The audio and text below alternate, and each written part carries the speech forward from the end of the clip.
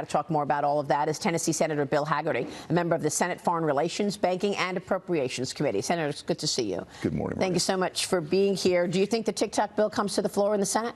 It's hard to say. It's up to Chuck Schumer whether it does or not. Why would he not bring it? Again, there's a tremendous amount of pressure on Schumer to deal with this, but there are many other things that there have been pressure on Chuck Schumer to deal with, and he consistently puts it off. If you look at where we wound up with the appropriations bills, right up to the final line, almost to a government shutdown, it's just difficult for me to imagine how he prioritizes anything. Why? What are his motivations? Why won't he do what the people want? It seems that politics are the only motivation in this regard, and power. The appropriation process has been bypassed for years. Chuck Schumer seems to want to control everything, and he maintains ball control because he maintains control over what goes on the floor.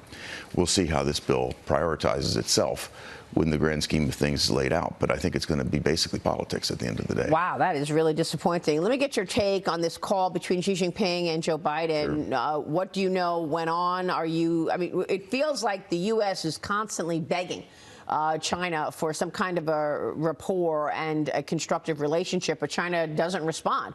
Janet Yellen planning to go back again. Anthony Blinken's going to go back again. What's happening? It's interesting how this White House is handling China. China is a predator on so many fronts, Maria. They're economic predators.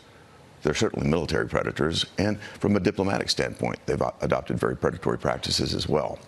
When I hear the White House talking, and I understand some of the conversation between President Xi and President Biden was constructive.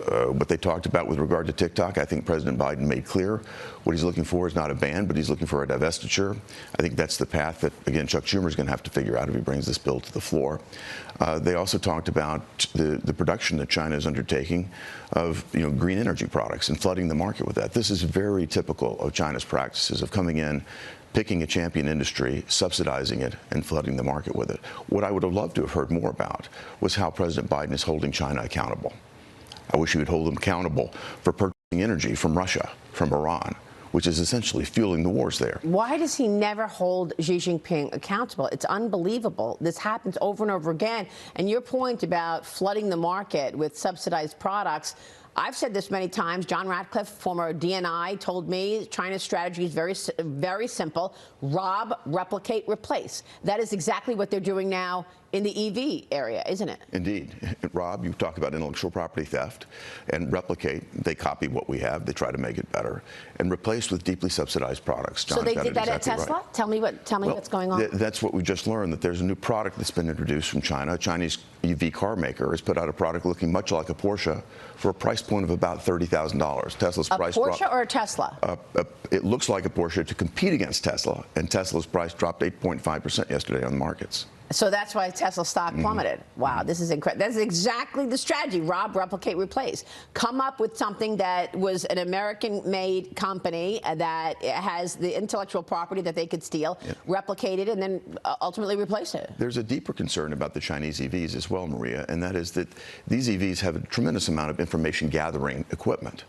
And I think there's a concern here in America that that information could be gathered and in turn sent back to China. I think that's one of our gravest concerns is the national security law of China, which says that information gathered anywhere in the world, as long as it's in the possession of a Chinese company, is subject to CCP surveillance. I didn't see any readouts in terms of surveillance coming up in this conversation with Joe Biden and Xi Jinping. Fox News' Peter Doocy asked the White House National Security Communications Advisor John Kirby whether President Biden is concerned about the open southern border, the Chinese nationals coming in, and whether or not this wide open border and the fact that we don't know who's coming in could ultimately lead to a terrorist attack inside of America. Watch this.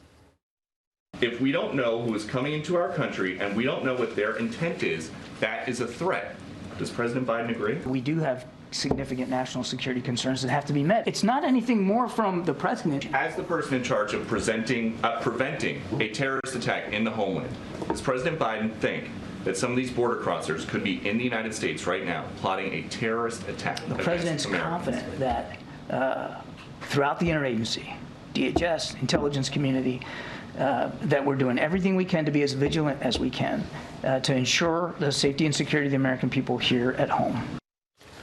Agree? Are we doing everything we can to be vigilant? Maria, that's just shocking. Can I share a story with you? I was just down at the border about 4 weeks ago. I was meeting with a rancher there, and he told me that he'd encountered 15 Syrian males. He said they're all military age Syrians. They hadn't presented themselves at the point of entry for asylum. They'd come across his ranch in a place where they could not be detected. They're not a known godaway. They are just a godaway. What are they doing here? Wow. We don't know. You think about the number of people that have actually been apprehended that are on the terrorist watch list. A number of them have been released into the country. If you arrive here from Venezuela, because they don't have an information sharing agreement with us, the presumption is it's okay to turn you loose in America. Meanwhile, Venezuelan crime rates are going down. I understand the jails are being emptied in Venezuela. This is deeply, deeply concerning. And why is Joe Biden not recognizing this, or why is he putting America in such a vulnerable position? I think it all gets back to something that I was able to get every Democrat on the record. I put forward legislation 3 weeks ago. I know you did. Suggesting that we not be allowed to count illegal migrants in the census, because right now these illegal migrants are used to apportion congressional seats and therefore electoral votes.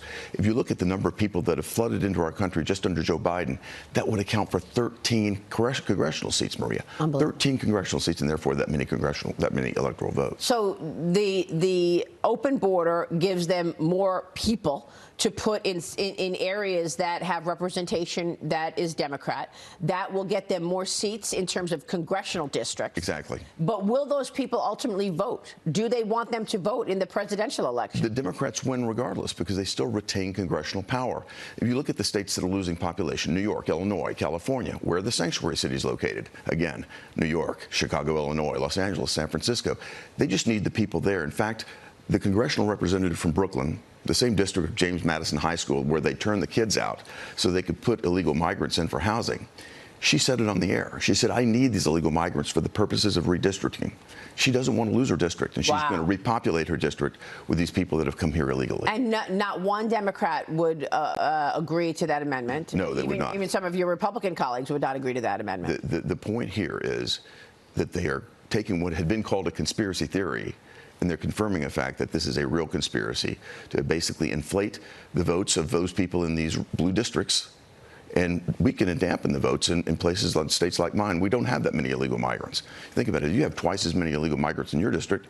Your voters get twice as much vote. It's a leverage opportunity. That is incredible. That's un-American. To put America in such a vulnerable position because of this, to get more congressional districts, is just stunning. Real quick before you go, you're headed to the New York Stock Exchange today. Are you going to raise with the head of the New York Stock Exchange the fact that there are Chinese companies listed on the exchange that do not follow the same accounting rules that every other public company does? Maria, you and I have talked about this before. It's deeply concerning to me. The United States has the most competitive, most effective capital markets in the world. Deepest, most liquid. Exactly. A true source of competitive advantage for our nation.